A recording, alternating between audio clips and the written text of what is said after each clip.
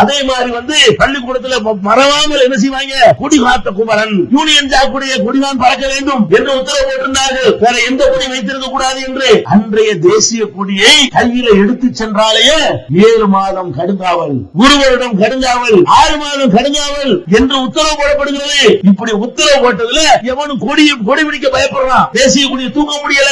கொடிப்போர் அறிவிக்கும் பொழுது ஒரே ஒரு திருப்பூர் குமரன் மாத்திரம்தான் முஸ்லிம் அல்லாத சமுதாயத்தை சேர்ந்தவன் கொடி பிடித்தான்.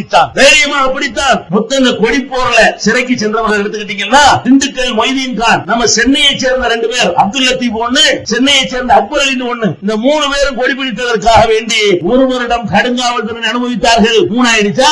அதே மாதிரி மறுபடியும் அப்துல் லத்தீபும் ஒரு அப்துல் ரஹீம் 2வது தடவை கொடி பிடிக்கிறார்கள்.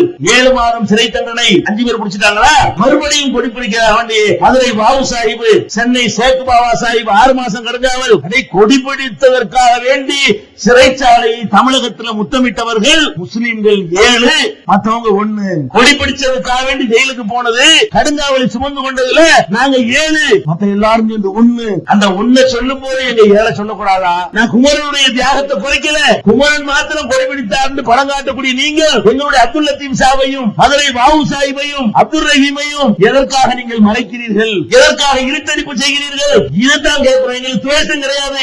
எங்களை இருட்டடிப்பு செய்வதற்கு என்ன காரணம்? நாங்க நாட்டுக்கு செய்த தியாகங்கள் தெரியக்கூடாதுன்னு மறைக்கிறதுல என்ன உங்களுக்கு இன்பம்? எதுக்கு இதை செய்யறாங்க தெரியுமா?